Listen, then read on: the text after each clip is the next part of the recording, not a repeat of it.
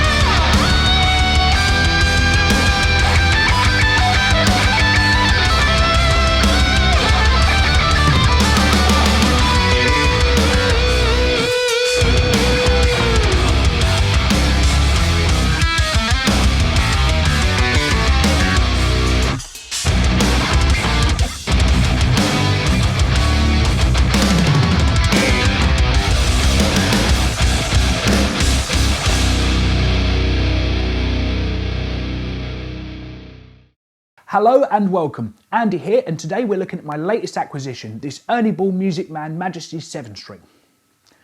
I decided to pick up a new 7-string a few months ago after spending nearly 20 years playing 6 strings. I play a fair amount of 5-string bass, so I'm hoping that the extra string will be reasonably natural to me. I set myself a budget of around about £2,000 for a new instrument and was looking at things like the Sterling Majesty X with the DiMarzio pickups, higher end solar guitars and similar. I'm a big Ernie Ball Man fan with the JP6 behind me that I've been playing for a little while now, and I stumbled across this wonderful Ernie Ball Man 7-string at a bargain price on the internet. Now these guitars new retail at the moment for a shade under £4,500, and for a clean used one you're looking at £2,500 to £3,000, but I picked this one up for just £1,800. I essentially bought the guitar blind. I negotiated and got lots of pictures from the seller, did a 5-hour round trip to pick it up and decided I was pretty much bringing it home regardless what was wrong with it, unless it was really, really bad. So in this video, I'll take you through the guitar, the good points, the bad points, the things I like, and the things I'll probably change moving forward. Okay, so let's start with the good things. The main reason I was happy to pick this guitar up is that it's a full-fat, USA-made Ernie Ball guitar. Now, I have a JP6 from 2001 that I've been playing for a little while. It's rapidly become my #1 guitar in my arsenal. They're built so well, they just exude quality all over, and this is exactly the same, with no exception to the rule. Both the guitars have got stainless steel frets, which is something I've also got on other guitars, and it's something that I've really come to love over the years, both for the feel and the tone, and the fact that they just don't wear. This guitar's got a nice flat fingerboard as well with a 17-inch radius, again very, very similar to the JP6 that I'm used to playing. In addition, the controls layout on both guitars is virtually identical. We've got the same 3 pots at the bottom, we've got the same switching for the piezo system at the top, both guitars are equipped with the piezo as well, and it's just very, very familiar to what I'm used to. Oh, and before I forget, if you like what you see, don't forget to like and subscribe to the channel, where we'll be doing lots of gear reviews, lessons, tour blogs, industry advice, and much more. But for now, back to the guitar.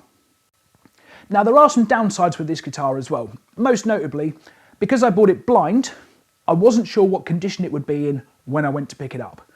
Now I'm happy to say it was actually a lot better than I was expecting when I collected it, although there are some bits and bobs that will need addressing as we go forward. The first thing I'll point out was there was a fair bit of corrosion across the guitar. The pickups, the controls, the bridge and the tuning pegs all had certain amounts of rust and corrosion on them, which I've done my best to clean up, but is still not perfect. Now this is a 2017 model guitar, and in that year these guitars came with black chrome hardware, which has now been changed to either satin black or just chrome by Ernie Ball. And I think the reason behind this is that the black chrome tends to wear, and this guitar is no exception. So across the bridge and across the controls, some of the black has worn away and it looks a little bit faded, but it's purely cosmetic and it's not something that will bother me moving forward, so I won't be changing that. Another issue the guitar's got is that the machine heads do seem to have possibly had some moisture or something similar get into them over the years, and a few of them, specifically the G string, are a little bit slippy. There's a little bit of dead spots in there and it's maybe not as smooth as you'd expect from a shallow machine head. So they will be taken apart and hopefully cleaned up, and if not, replaced along the way. The other thing this guitar is in dire need of is a very good setup. Now I've done what I can, but I'm not a luthier. I just work with what I've got and what I know. I'd like the neck maybe to be a little bit straighter than it is, but again, because of where it's been stored, I'm reluctant to do that myself, and I think I'd rather send that to a professional. In addition, the previous owner had the guitar set up in an alternate tuning with a different gauge string, so the bridge kind of still needs resetting slightly and the intonation may be adjusting more than I've done to get it bob on. As a result, currently the guitar is having some tuning issues between the tuners and the setup.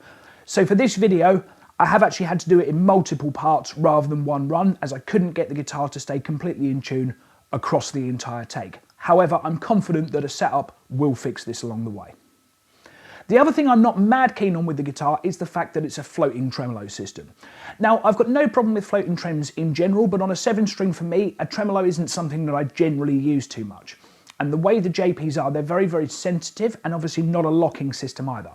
So my long-term plan with this guitar is to get another back plate, cut a section out the middle and install a tremolo in the back of it to be able to lock it off when I'm playing some of the heavier riffs. Overall, I'm very happy with the purchase, and I think on balance I've made the right decision. At some point in the future, I may do things like change the pickups in the guitar. Because I picked it up at such a sensible price, it gives me a little bit more scope to be able to mess around and find my tone absolutely from the guitar. Having said that, feel-wise and all the fundamentals that I look for from a guitar, this ticks every box for me, so I think I can walk away happy. And when I consider that I paid less for this than it would cost me to buy a new sterling version equivalent, I think I've come away with a bargain. In the future, I will do some full in-depth demos with the guitar, going through all the tones and everything it's got to offer, but I think I'll wait until it's had all the setup work done before I do that. So for now, thanks for watching, take care.